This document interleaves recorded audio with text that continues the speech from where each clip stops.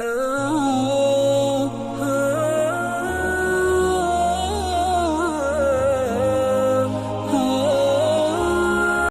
و نصلی علی رسولہ الکریم، اما بعد۔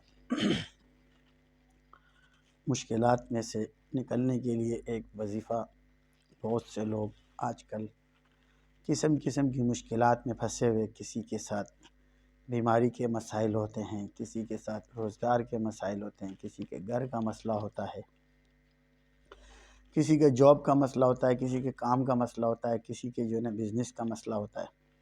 بڑے پریشان ہوتے ہیں اپنے ان مسائل میں۔ ان مسائل کے لیے ایک بہترین عمل، وہ پروگرام میں انشاءاللہ میں آپ کو آگے جا کے بتا دیتا ہوں۔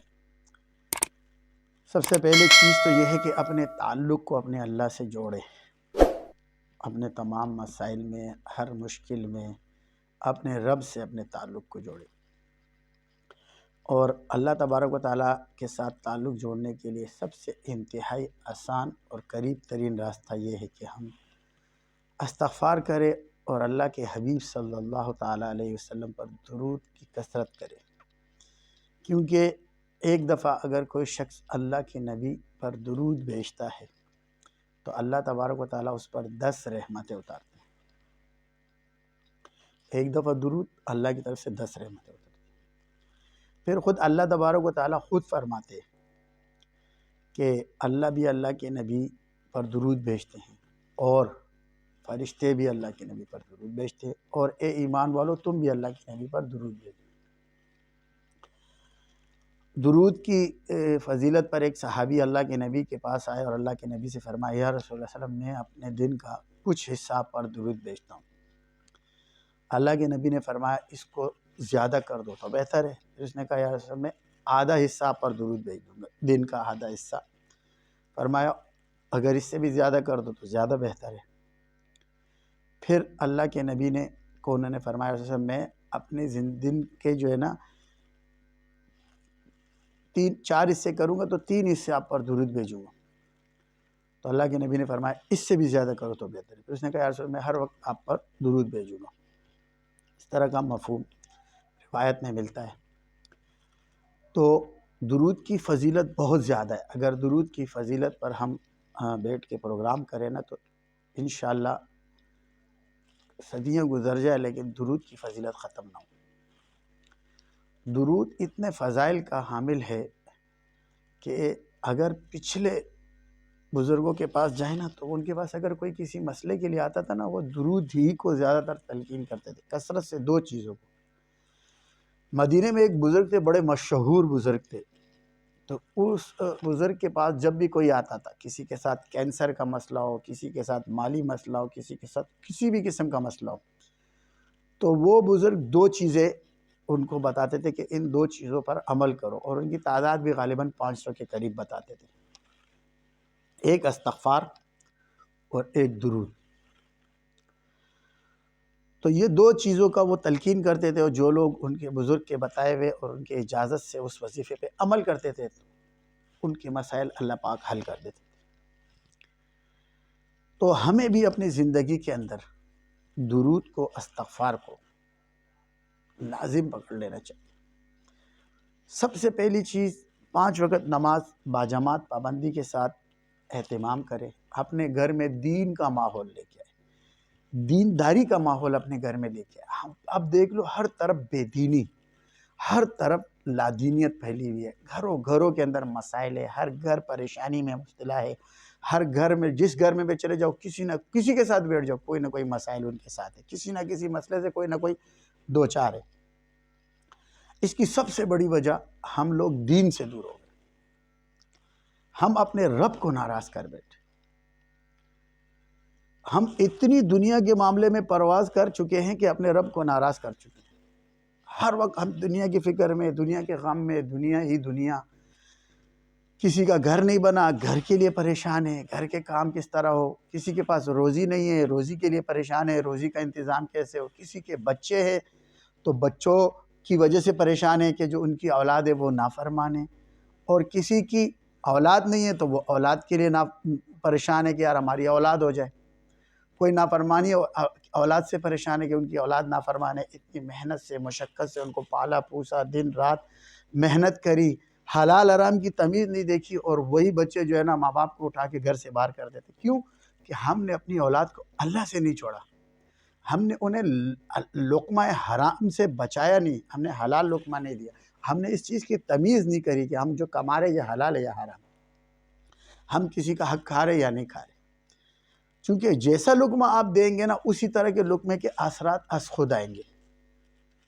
حرام لقمہ ایک دفعہ اگر انسان کے پیٹ میں ایک لقمہ چلا جائے تو فرماتے ہیں کہ 40 دن تک اس شخص کی دعائیں قبول نہیں ہوتی. تو سب سے مین چیز کیا ہے کہ ہم روزی کے نظام میں سب سے پہلے فلٹریشن لگائے حلال اور حرام کی. ہمارے گھر میں حلال آنا چاہیے، ہماری اولاد حلال کھائے، اور ہم خود اپنے گھر میں دینداری کا ماحول بنائیں. دیکھو دینداری کا ماحول بنانا کوئی مشکل نہیں ہے، اس کے لیے کوئی ضروری نہیں ہے کہ آپ بڑے بڑے مدرسوں میں جا کے پڑھو اور تبلیغوں میں جو ہے نا زندگی، کوئی ضروری نہیں ہے. بھائی دینداری کا ماحول انتہائی آسان ہے. 5 وقت کی نماز پابندی سے پڑھے اور گھر میں ایک وقت مقرر کر کے اللہ کے نبی کی حدیثوں کو بیان کیا کرے، حدیثیں پڑھا کرے. دیکھو مشہور ایک کتاب فضائل اعمال حدیث کی جو ہے نا وہ کتاب ہے، وہ حضرت مولانا ذکریہ صاحب رحمۃ اللہ علیہ نے وہ کتاب لکھی ہے. اس میں حدیثیں بھی لکھی ہے، واقعات بھی لکھی ہے. الحمدللہ فقیر کو حضرت مولانا ذکریہ صاحب رحمۃ اللہ علیہ کی ترتیب سے ان کو خلافت بھی ہے.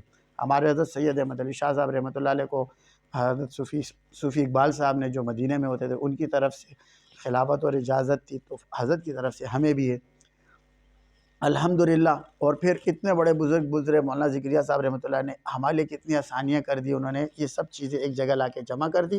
ہم نے صرف کتاب اٹھانی ہے، دن کے اپنے 10 یا 5 منٹ مقرر کرنے، اس وقت میں بیٹھ کے اس میں سے حدیثیں بیان کرنی ہے. پہلے حدیثیں بیان کری جائیں گے تاکہ حدیثیں ہمارے دلوں میں ہمارے ذہنوں میں سما جائے، پھر اس کے عمل پر کوشش کریں گے. جب ہم خود عمل کریں گے تو جو سننے والا ہوگا وہ بھی عمل کرے گا، اس کو بھی عمل کرنا اللہ تبارک و تعالیٰ آسان کر دے گا. تو مشکلات کے لیے انتہائی آسان عمل جو ہے نا میں عمل کی طرف چلا جاتا ہوں، کیونکہ وقت کم ہے. لوگ آج کل زیادہ بڑی بڑی ویڈیوز سنتے بھی نہیں ہیں، دیکھتے بھی نہیں ہیں، اور وہ جلدی سے اس کو سکیپ کر کے آگے چلے جاتے ہیں اور عمل کی طرف جاتے ہیں. عمل کو کرنے کے لیے بہتر یہ ہے کہ آپ پورے بات کو سنیں. جب آپ پوری بات سنیں گے تو آپ کی سمجھ میں آئے گی.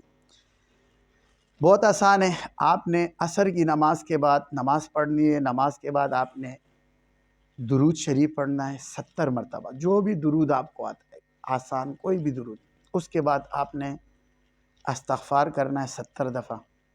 اس کے بعد آپ نے پڑھنی ہے آیت الکرسی 70 مرتبہ، اور پھر درود. جب آیت الکرسی 70 مرتبہ پوری ہونے لگے گی تو آپ پر ایک عجیب سی کیفیت آنا شروع ہو جائے گی، اور اس کیفیت میں آپ کا دل اور آپ کے آنسو جاری ہو جائیں گے، دل رونا شروع کر دے گا. تو یہ اس کے آثار ہے.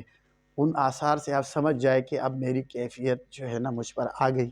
بس اس کیفیت میں فوراً ہاتھ اٹھائے اور اللہ تبارک و تعالیٰ کی بارگاہ میں گڑ گڑا کے اللہ سے دعائیں مانگے، اور اللہ تبارک و تعالیٰ سے پوری امت کے لیے دعائیں مانگے. اپنی جو مشکل ہے اس کے لیے دعائیں مانگے، اپنی اولاد کے لیے، پورے پاکستان کے لیے. اس وقت ہمارا ملک بڑی مشکلات سے گزر رہا ہے، اور ایک بہت مشکل دور سے ہمارا ملک گزر رہا ہے.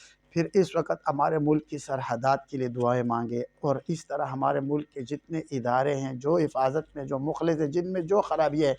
دیکھو جب اتنا بڑا نظام چل رہا ہوتا ہے تو اس میں خرابیاں اور کمیاں ہوتی ہیں. ہم کیا کرتے ہیں؟ ہم فوراً بدعا دیتے ہیں. ہم کہتے ہیں اللہ اس کو غرق کر دے، اللہ اس کو یوں کر دے. نہیں، آپ دعا کریں اللہ ان اداروں کو ٹھیک کر دے، ان حکمرانوں کو ہدایت دے، ان کے دل میں اللہ اپنا خوف ڈال دے، اداروں کے دل میں خوف ڈال دے، اور یہ عوام کا خیر خواہ بنے یہ لوگ. کیونکہ ہم اگر ان کو بددعا دیں گے تو اور ان کے دل سخت ہوں گے، اور یہ غریب عوام اور عوام کے لیے مشقت پیدا ہوگی. تو خصوصی طور پر دعائیں مانگے. مجھ فقیر کے لیے بھی دعا مانگے. ہمارے لیے، ہم سے بھی دعا، ہماری دعا کا صرف یہی آپ سے درخواست ہے، یہ دعا کریں کہ پروردگار ہم سے اپنے دین کا خوب کام لے، اور جب قیامت کے دن سرکار دو عالم صلی اللہ علیہ وسلم کے سامنے حاضری ہو تو اللہ کے نبی دیکھے اور خوش ہو جائے. بس ہمارے لیے یہ دعا کرے، اور خصوصی دعاؤں میں یاد رکھے. اللہ تبارک و تعالیٰ سے دعا ہے کہ اللہ پاک جو کہا سنا اس پر پہلے مجھے عمل کرنے والا بنائے، پھر سننے والوں کو اور عمل کرنے والوں کو عمل کرنے والا بنائے. آمین یا رب العالمین.